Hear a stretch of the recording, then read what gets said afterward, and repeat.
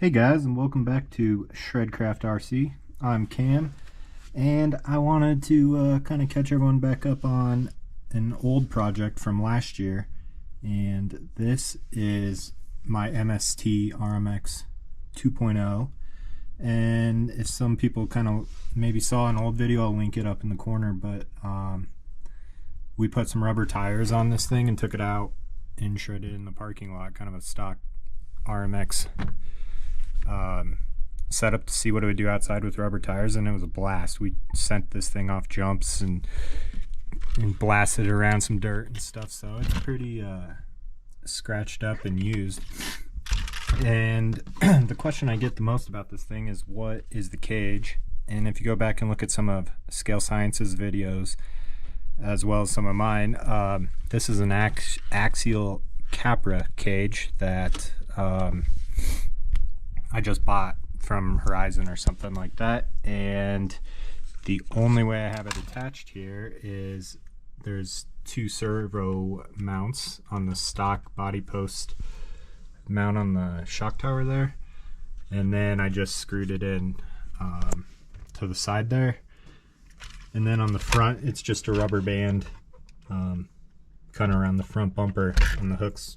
It seems to work fine, and then it allows me to hinge the body back to get a battery in there. But what I've done, so everything on this car is pretty much stock, you know, minus turnbuckles and doing the alignment on the front end, and then it just has a ball diff that's actually pretty tight right now, if you can see that. There's a Hobbywing L120 ESC, it's censored, and then an AGF RC servo, stock Yokomo plastic gyro, the 302, and then I don't know if you can see in there or not, but that's a 4.5 turn, just cheap brushless motor that's censored, that I had in my DR10, and I wanted to see how fast I could get a rear wheel drive RC drift car, kind of what the top speed is.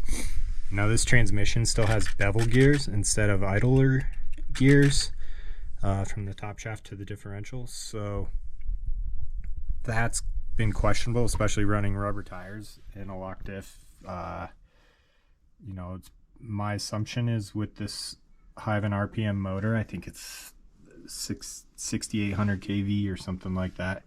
I'm just gonna run on 2S, but it will probably melt the bevel gear, so I'll just have to kind of baby it. There's Velcro up here just because I was running an old motorcycle or dashboard GPS. I have since changed to the GNSS performance analyzer, and this has been great. It just connects to an app on my phone. It's a little smaller and compact, but I think this is more accurate, so I'll be using that. These are Vanquish Phoenix stock beadlocks with just like a touring car rally tire that I found on Amazon. These tires these touring car kind of rally tires I ran before, they just got destroyed first battery pack. They're pretty cambered out. So I dialed all the camber out of the rear. I left the front the same just because the geometry is kind of fixed with how these MSTs come. And then I believe it's this stock Yokomo plastic shock on there. So it's a very basic setup, and I did this because these are all spare parts. So I have my good drift cars for the track, the RMX and the MD1, and I wanted to kind of see what these things can do outside, and yeah.